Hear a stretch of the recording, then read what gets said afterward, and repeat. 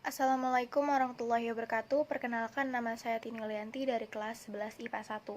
Di sini saya akan menjelaskan tentang perkembangan demokrasi Pancasila dan juga masalah dalam perkembangan demokrasi Pancasila. Nah, yang pertama yaitu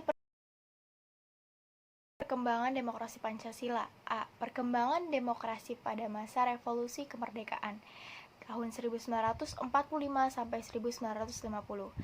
Yang pertama, perjuangan Indonesia terhadap ingin kembalinya Belanda ke Indonesia.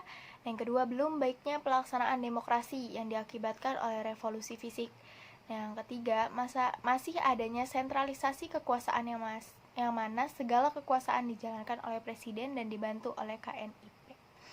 Pemerintah mengeluarkan KNIP berubah menjadi lembaga legislatif bentuk partai politik, berubah sistem pemerintah presidensial menjadi parlementer. Nah, selanjutnya pemberian hak-hak politik secara menyeluruh. Yang B, perkembangan demokrasi parlementer dari tahun 1950 sampai 1959. Digunakannya UUD sementara atau UUDS sebagai landasan konstitusionalnya. Yang kedua, masa di mana berjayanya Indonesia. Yang ketiga, demokrasi bisa disebut sebagai demokrasi liberal, di mana presiden sebagai kepala negara. Selanjutnya terjadi akuntabilitas politik yang sangat tinggi dan berkembangnya partai-partai politik. Tetapi demokrasi pada masa ini dianggap gagal karena beberapa hal, yakni adanya dominan politik aliran akibat konflik ekonomi yang lemah, ketidakmampuan konstitusi dalam bersidang untuk mengganti UUDS 1950, persamaan kepentingan antara Presiden Soekarno dengan kalangan ABRI atau ABRI, yakni sama-sama tidak senang terhadap proses politik yang berjalan. Menurunnya persatuan dan kesatuan. Akibat kegagalan tersebut, Presiden mengeluarkan yakni pembubaran konstitusi kembali ke Undang-Undang Dasar 1945 tidak berlaku di UUDS 1950 dan pembentukan MPRS dan DPAS. Selanjutnya itu C, masa demokrasi terpimpin 1959 sampai 1966. Adanya sentralisasi kekuasaan pada satu pimpinan, peran presiden mendominasi, terbatasnya peran partai politik, berkembangnya pengaruh PKI, tidak sesuainya demokrasi parlementer dengan kepribadian bangsa Indonesia, jaminan hak asasi manusia lemah, terbatasnya peranan pers, kebijakan politik luar negeri sudah memihak ke RRC, berakhirnya Orde Lama ini dengan adanya peristiwa G30S PKI. D. Pelaksanaan demokrasi Orde Baru 1966 sampai 1998 ditandai dengan tergantinya Insinyur Soekarno oleh Presiden Soeharto.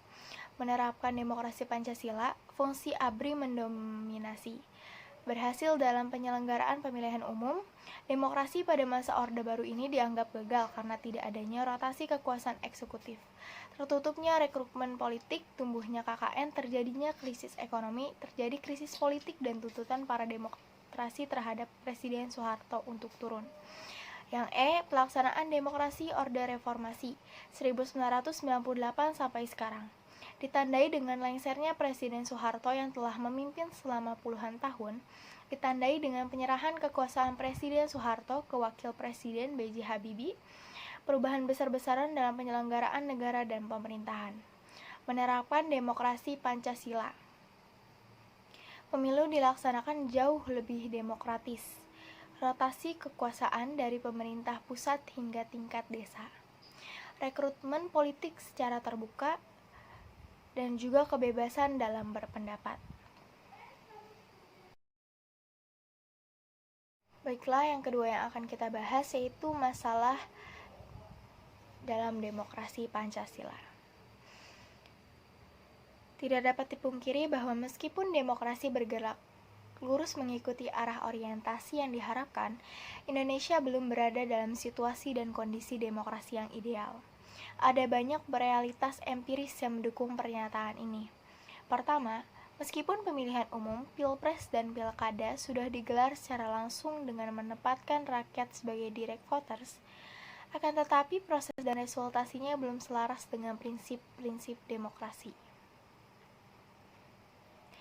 Apa yang terjadi pada Pilpres langsung sejak digelar pada 2004, begitu juga dengan Pilkada, adalah maraknya praktik oligarki partai politik, politik uang atau money politik untuk mendulang suara rakyat, masifnya produksi hoaks, ujaran kebencian dan kampanye hitam, serta penggunaan politik identitas sebagai strategi untuk memecah belah masyarakat. Belum lagi jika memperhitungkan adanya kecurangan dalam proses pemilihan umum yang berlangsung. Baiklah, itu saja yang dapat saya sampaikan. Wassalamualaikum warahmatullahi wabarakatuh.